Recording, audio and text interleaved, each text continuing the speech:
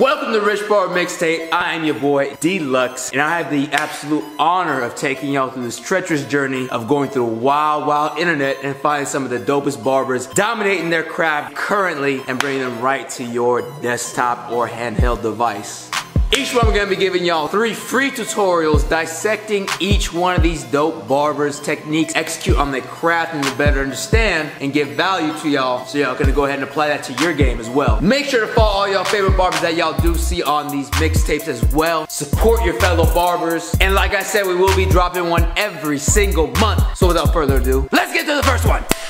But the Hennessy got me in like a good mood. Before this, I was in this hype. The Hennessy helps. It just doesn't help me remember this shit. Don't forget, we're sponsored by Hennessy that I drank before this shit. Hennessy, the drink of choice for the Rich Barber Hair Studio. What the fuck is that illegal? I can do whatever the fuck I want. Let yay be yay! Let yay be yay!